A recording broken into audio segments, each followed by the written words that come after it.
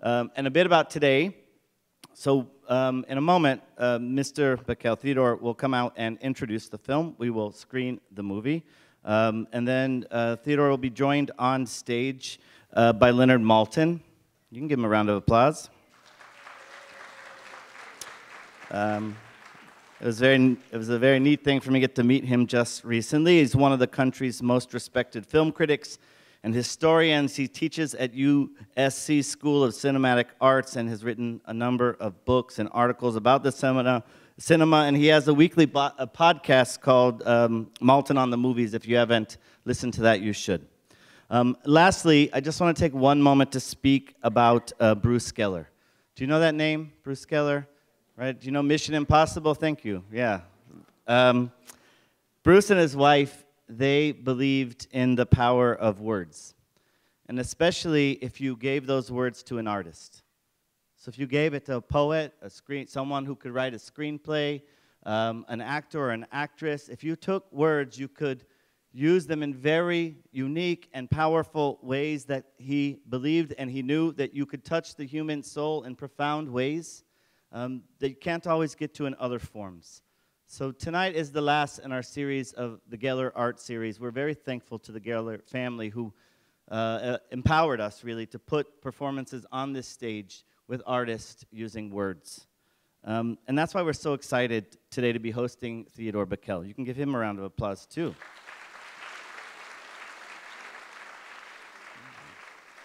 As you know, he's a giant in the world of entertainment. He's a contributor to Jewish culture. He has actually shaped world culture. He is an unstoppable man.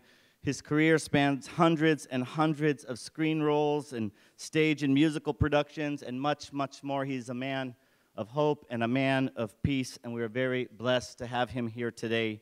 So it's my distinct honor and pleasure to welcome to the Gendy stage to introduce today's film, the foremost interpreter of Shalom Alechem's work and an entertainment giant, Theodore Bikel.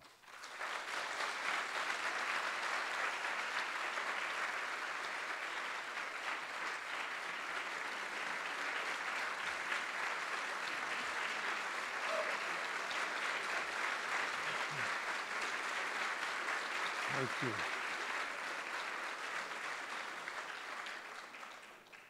Thank you so much, and thank you for coming. I had a professor once who came into the classroom and said, "Once again, I see many who are not here today." I never punish those who are here for the sins of those who are not.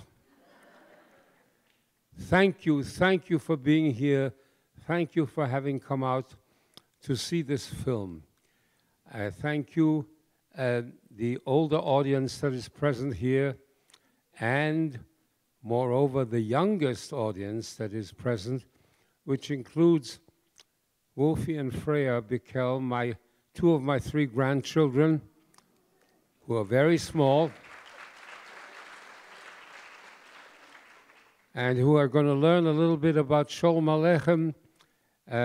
It is my hope that, in turn, their grandchildren will carry the seed with them as well. What you're about to see is a labor of love. It is a documentary about me, about my life, and about a life that started in Vienna, Austria, where overnight I turned from a person of equal rights into an object of derision and hatred and persecution, and in turn into a refugee, which in one way or another I remained for the rest of my life. But for the rest of my life, I was accompanied and strengthened by the Yiddish language, by Shalom Alechem and by what Shalom Alechem wrote, by the humor, by the humanity, and you will see the intertwining of my life with that of his and his writings and his creations that includes Tevye the milkman, with whom I have more than a passing familiarity. I thank you again for having come, and please enjoy the film, and let me hear you laugh, and let me hear you cry a little.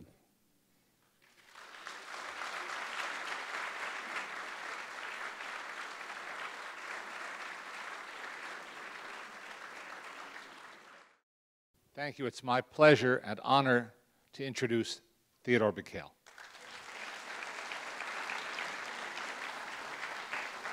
Not that I think you need a microphone necessarily. Well, it can't hurt. There are obligatory standing ovations now, and then there are sincere ones. This seemed like a sincere standing ovation.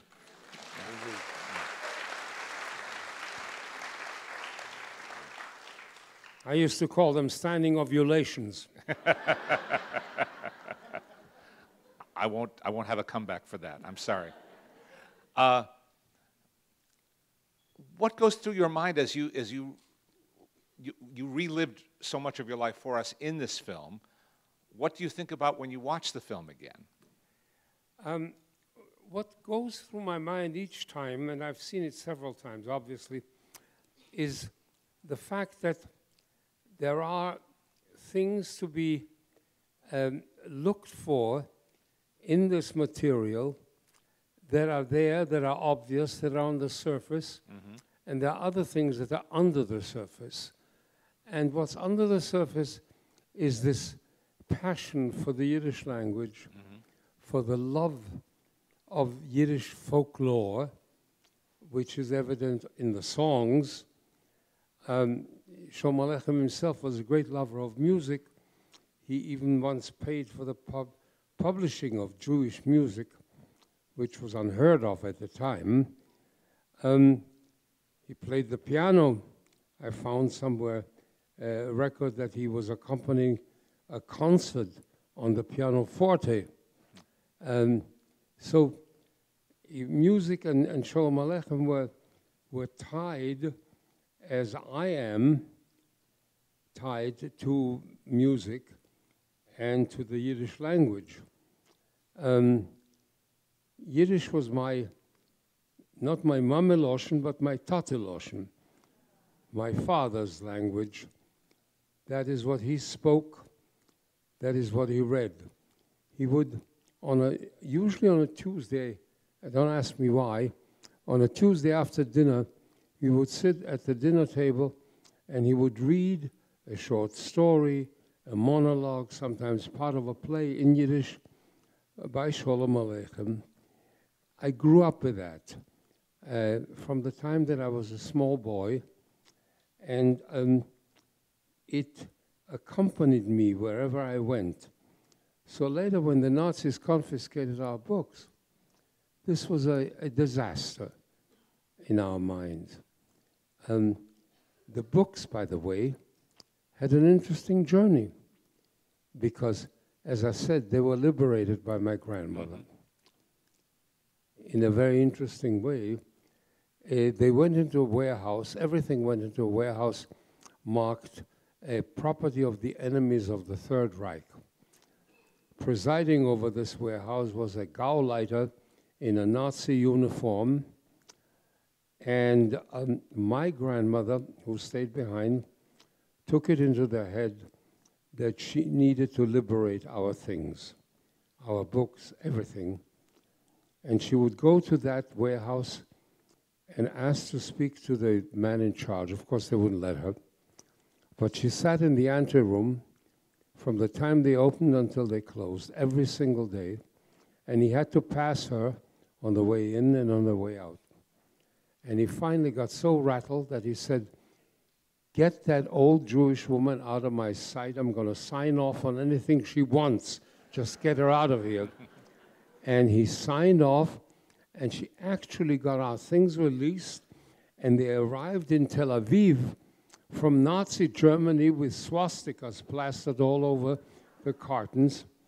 Not only the books, but also the china, everything. And then the books stayed in Tel Aviv until my father died. And Israel was not too hospitable to the Yiddish language. And I decided that the book should go to Amherst, Massachusetts, where there's a Yiddish book center. And I sent them from Tel Aviv to Amherst. When the time came for me to work on my Shalom Alechem play and film, I needed them.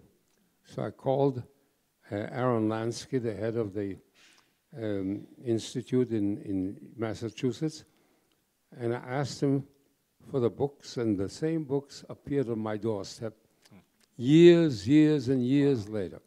Amazing. Who says books don't have legs? Yes. It was Bashert, though. Yeah. So why do you think Yiddish was... Well, what did your father speak in his daily doing at work? He lived in Vienna?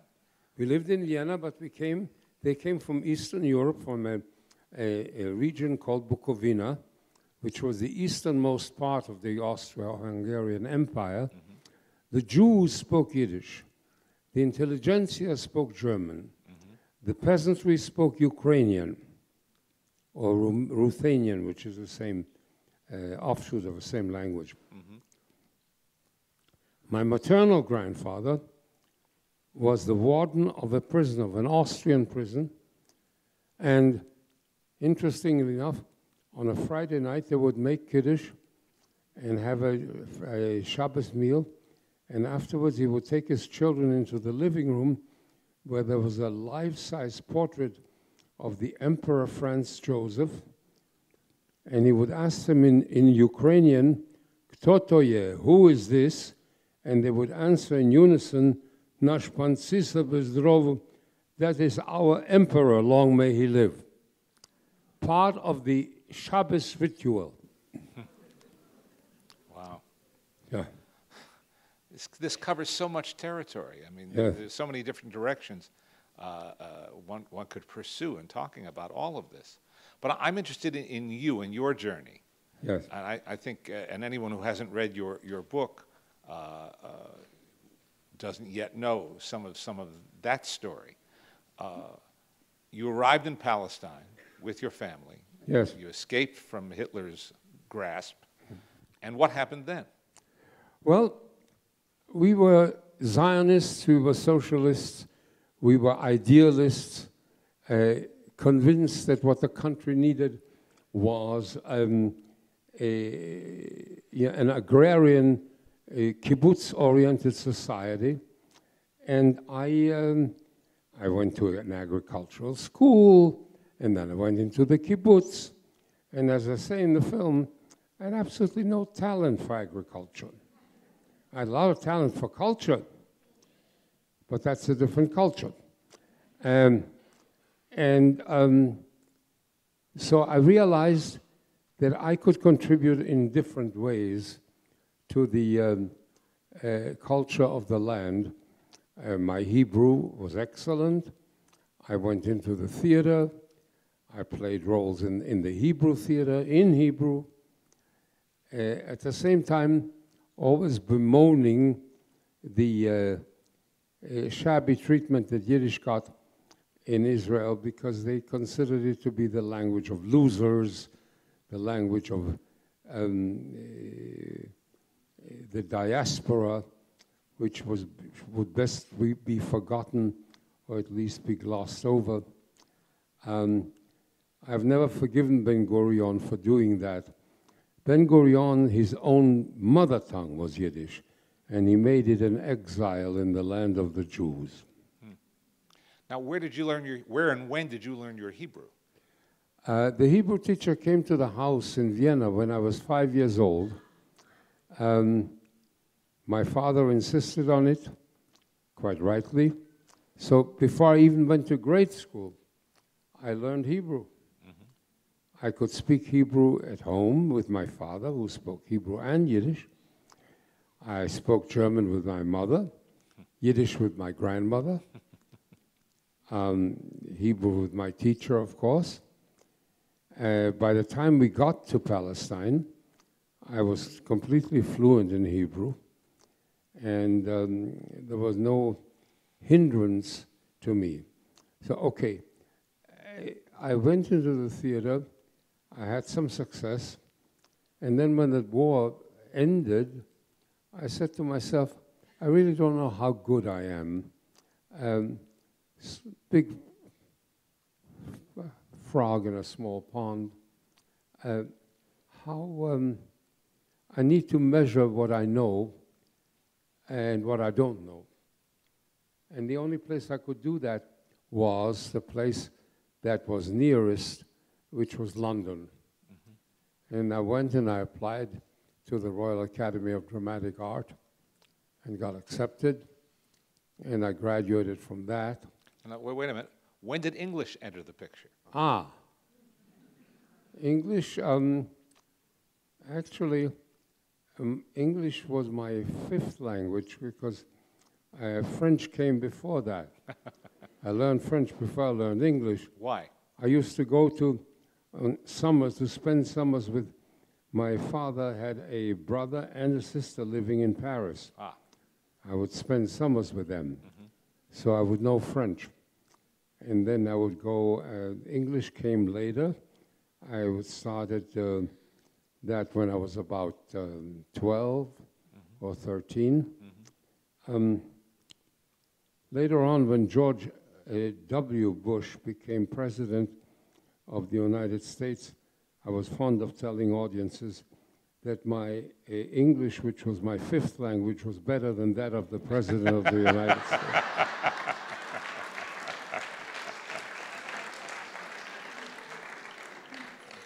Of that, I have no doubt. I'm not multilingual. I studied a couple of languages, and I have smatterings here and there. At what point are you not translating in your mind? And you're just thinking in the language. It's interesting. People ask me, what do you dream in? And the answer is whatever the character happens to speak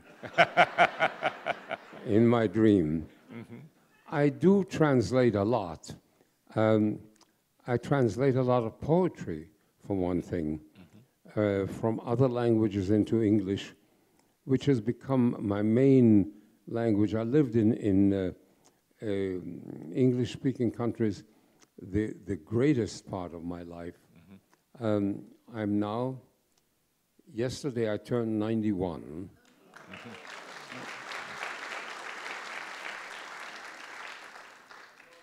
Which is somewhat of a miracle.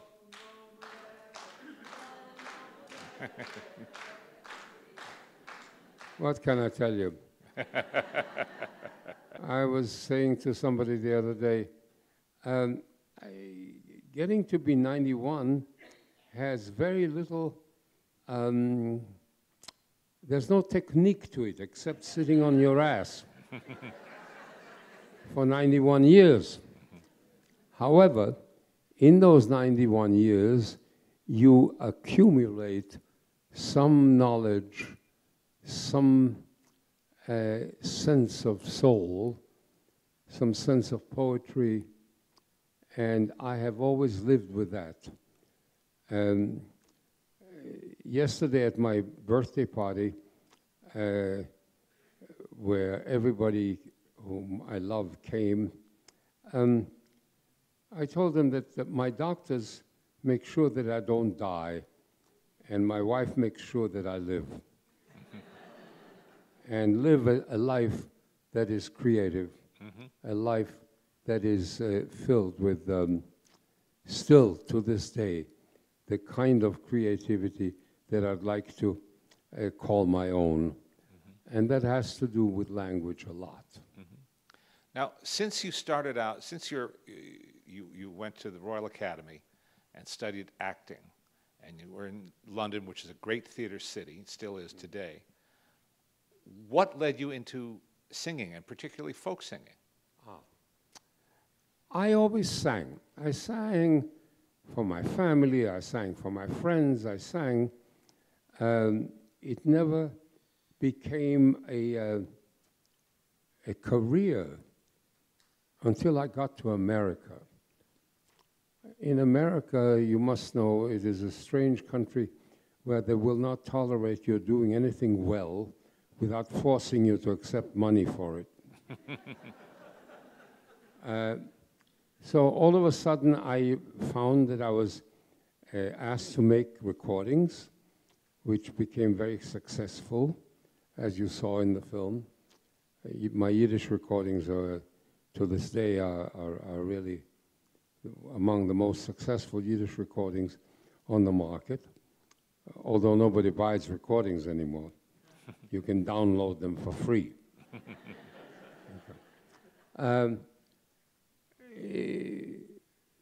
Music always accompanied what I was doing.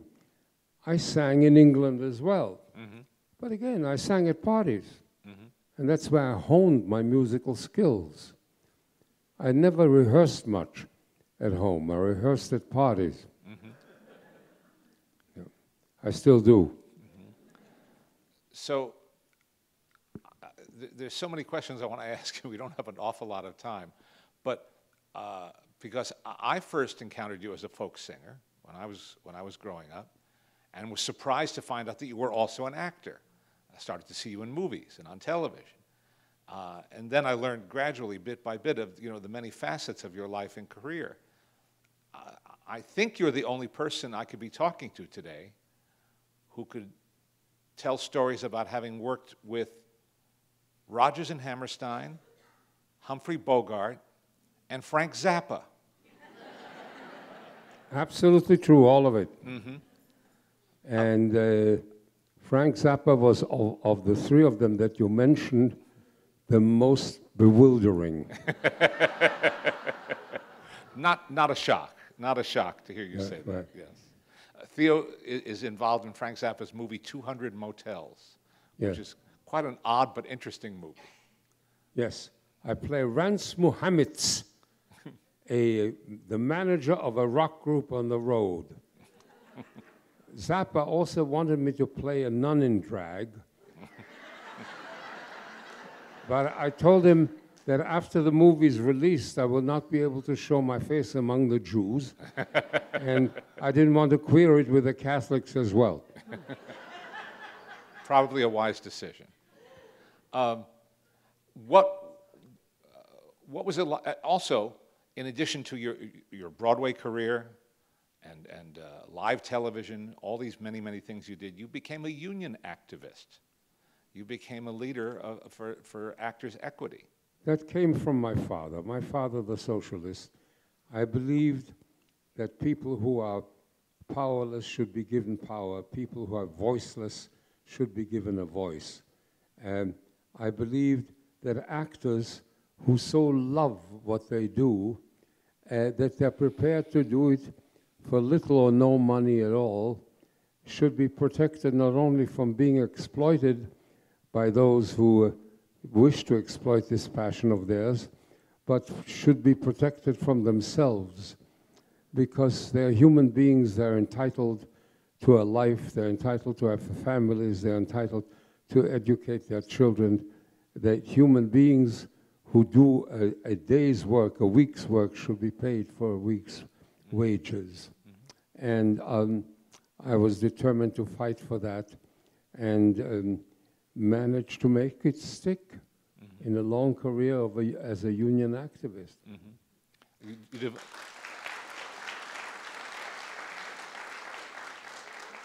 You devoted many years and much time to that, I know. Yes, it took a lot of time, a lot of concentration. I represented the United States at the International Federation of Actors, which meant talking to union people of other countries and in other countries. We even went into the Soviet Union a few times, pleading the case of the Western world, if you will. They always thought that we had a leg up because the President of the United States was a former actor. And I told them that he became president not because he was an actor, but in spite of the fact that he was an actor. Speaking of acting, and this was mentioned in the documentary, some of your more prominent roles. How did you come to get cast as that Southern sheriff in The Defiant Ones? That's the Defiant Ones is the Stanley Kramer movie, Right. in which earned you your Oscar nomination. Stanley Kramer asked me to come see him. And he had me read the script of The Defiant Ones with this role of the sheriff, a benign sheriff, by the way. It's the police captain that's the villain in it. And then he said he wanted me to play it. And I said, Mr. Kramer, I am very flattered and pleased that you're offering me the role. But why are you doing it? I'm not a Southerner. I wasn't even born here. There are dozens of actors who are so much closer to this role than I am. And he said, you know, I see something in you, and I'm telling you, and a good actor is a good actor is a good actor. I've often quoted it to theater and film students later. These days, they really tend to cast people according to who they are and what they are. But that's not right. You want somebody to play something, get a good actor. Mm-hmm. Don't get a chef to play a chef. Mm-hmm. Don't get a prostitute to play a prostitute. Get an actor. Yeah. Well, if they had only cast proper ethnicities, you would have been out of work decades ago. Yes. Because you played so many different nationalities. That's right. And I loved it. Mm-hmm. I still do. Well, you're in My Fair Lady, you're Carpathian, am I right? Yes, Zoltan Karpathy. Yeah. In My Fair Lady. Mm-hmm. Yes. Yeah. And I went to see George Cukor, and I really wanted to play Alfred P. Doolittle, Liza's father, because I can talk like this, you know. To me, that's like mother's milk to me. I wake up in the morning, and this is the way I talk. And I showed it to him, and he said, yes, very, very impressive. You know, a lisp, very impressive, but that role is already spoken for. But I do need somebody with an impeccable English accent and a lot of hair. And I qualified on both counts. And so he cast me as this Hungarian language expert in My Fair Lady. And when it came to shoot the scene in the ballroom, greeting Rex Harrison, he said, well, how do you think would Professor Higgins be greeted by this Hungarian? And I said, you may not have noticed, Mr. Cukor, but between you and myself, you're the Hungarian. He said, but you're the actor, and they have better instincts. So I said, well, I would come in and kiss him on both cheeks. And he said, why don't you do that? And so that's how I came to be the only male actor who ever kissed Rex Harrison on film.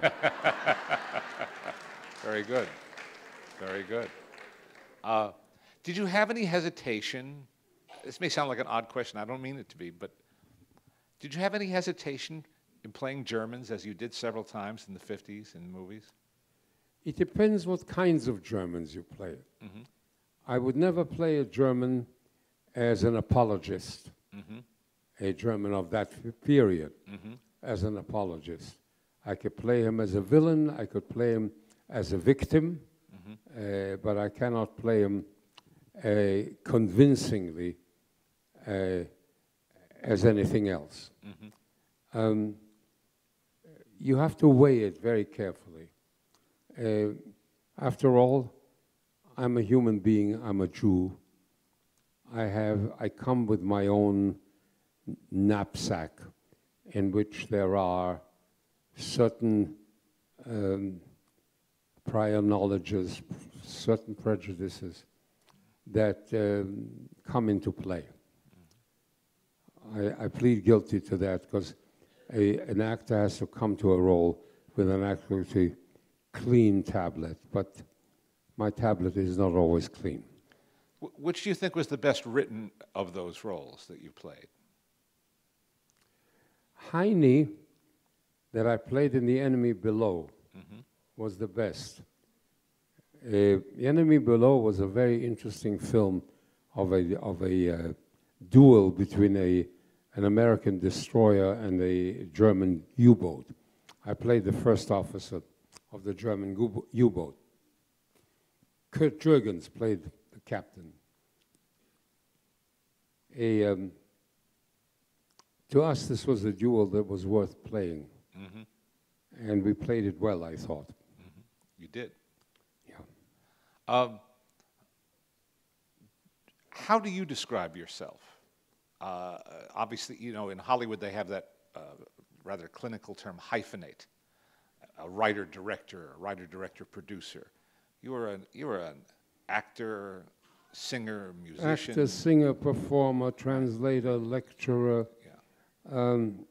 all-round human being, I guess.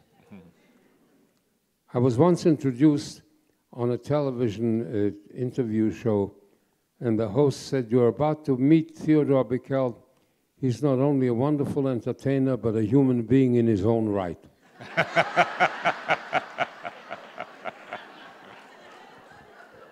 Well, he wasn't incorrect. Right.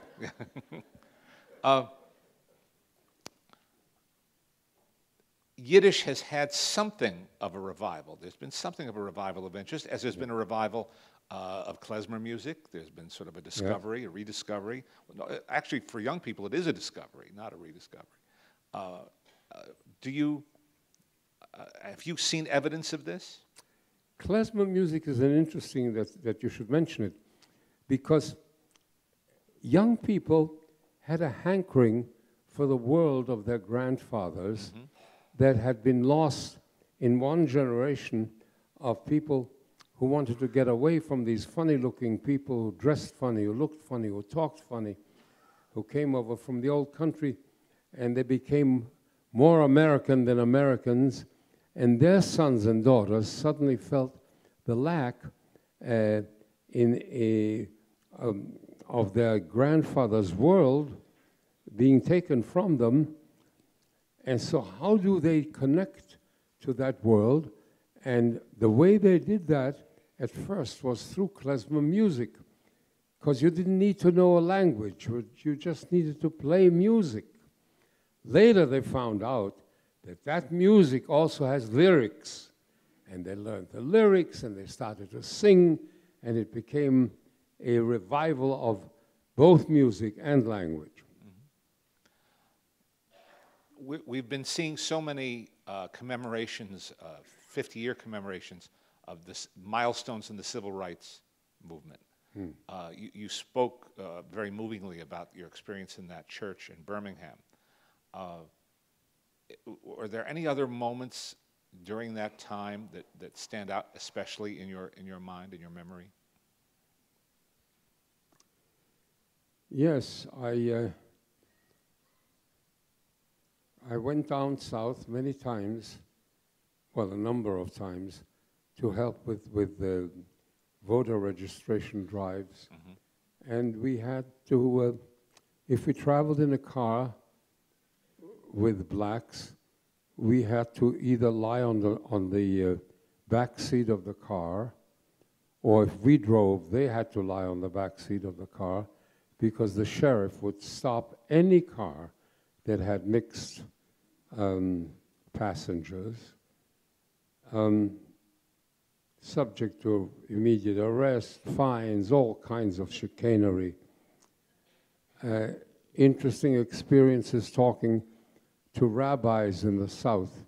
What kind of sermon do you give to your congregation, knowing that injustice is being perpetrated right outside of your door? I found myself to be a shaliach tzibur, a public messenger of a message that I believed was Jewish, was moral, and was just. Did you spend any time with Dr. Martin Luther King? I spent a little time with Dr. Martin Luther King, yes. I was connected for quite some time with SNCC, the Student Nonviolent Coordinating Committee, who later turned violent. And I disassociated from them. And I said I would go back to Dr. King and make common cause with him. We could use more common cause these days, couldn't we? Say it again? We could use more common cause nowadays. Yes, we certainly can. Because these days, we have forgotten about nuance. This is a world of black and white, good and evil, yes and no. There are no maybes, there's no shades in between. And the shades in between is what any painter will tell you makes a painting worthwhile. I have so much more I could ask, but I don't want to cheat you out of your opportunity to ask Theo some questions. So if we could have the house lights so we can see you folks, that's better. And we don't have microphones to pass out, so if you would raise your hand, we'll repeat the questions so that everybody can hear. And we'll start with this gentleman right up front. He's asking, what do you mean the additional role? He's asking about what all of this meant to you when you finally got to play Tevye in Fiddler on the Roof, which, as his granddaughter so eloquently says, is an American interpretation and is not exactly precise to Shalom Alechem, but still keeps his spirit alive. My late wife, Tamara, used to call Fiddler on the Roof Shalom Alechem Light, as in Coca-Cola Light. It is, after all, a Broadway musical. It is, and it was done at a time when sharp edges were not popular as they became later in the theater. So, yes, there are some things that you can quibble with about Fiddler on the Roof. It is beginning to end a very charming, beautiful musical with good lyrics, good music, good everything. But Sholom Alechem, it is not. But it pleases the Goyim. That's right. That's right, so it does. I mean, they said when they rehearsed it, they said, you're going to run out of Jewish audiences and you're going to run out of an audience. And how wrong they were. Yeah. How wrong they were. How many places have you played, Tevye? Oh, I played all over America. I toured once for 2 years, a week or two in each place. That's a lot of places. Wow. And another time for a whole year, and yet another time in summer stock. A lot of places. I'm trying to go. Yes, sir. Yes, how were you able to introduce Dona Dona to Joan Baez? I think everyone can hear that. How were you able to introduce Dona Dona to Joan Baez? Did I introduce Dona Dona? I'm just the messenger on this question. I can neither confirm or deny. No, I didn't. Somebody sang it to her. It wasn't me. Yes, sir.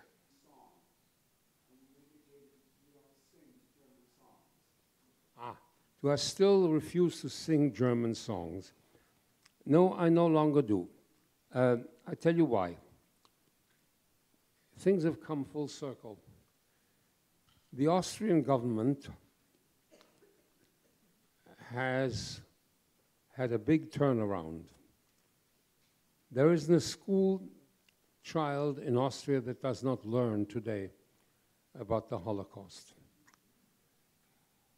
Last November, I was asked to come to Vienna to perform at the parliament in front of the Chancellor of Austria and the President of the National Assembly and ambassadors and people in and out of uniform, dignitaries of all kind, and to mark the 75th anniversary of Kristallnacht.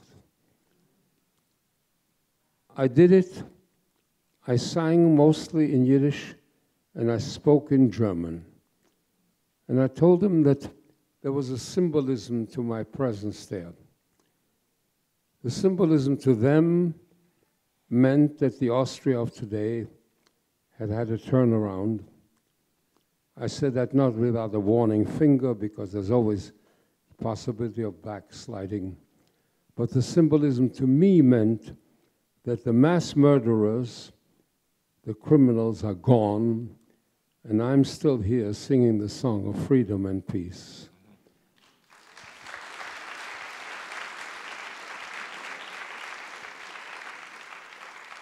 And I sang in German as well, to let them know that they too once had a song of freedom to sing. Nothing is forgiven, you understand. Yes. Nothing is forgotten. Yeah. But what is remembered has to be put in context. Yeah. Very well put. My question, union organizer in the 50s, Were you ever blacklisted? And did your union activism I ever came interfere? here at the end of the blacklist. By the time I came here in 1954, the blacklist was all but gone, and I failed to be put on it, and I was offended.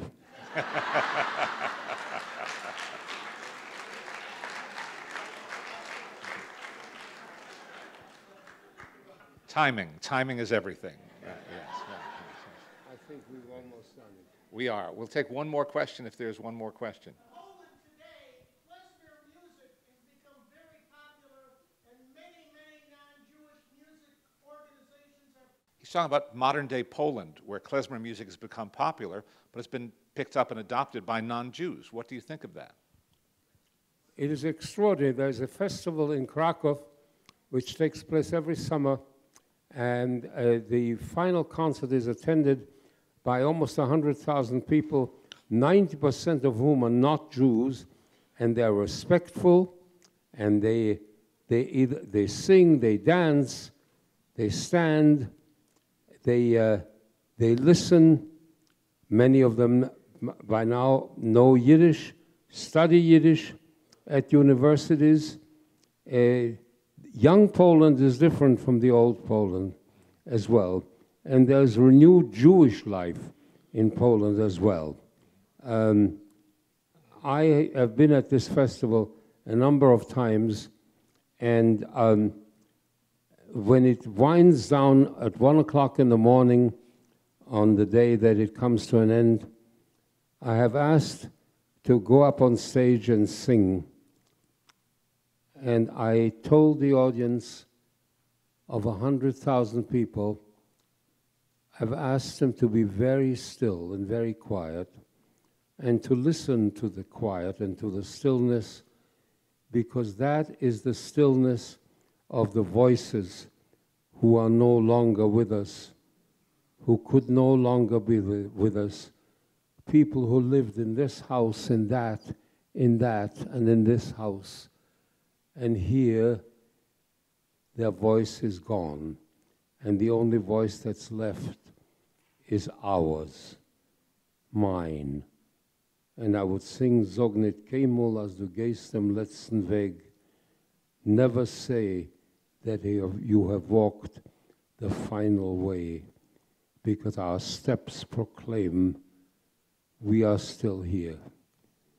I sang it in Yiddish.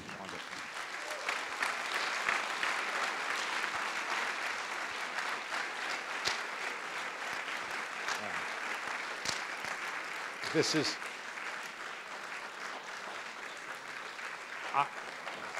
Theo, I never see or hear you without thinking of an album. You remember albums? They were round with a little hole in the middle. I never can stop thinking about an album my parents had that we played over and over again called Bravo Bikel. And that's the best way to finish up today. Let's say Bravo Bikel. Thank you, Theo.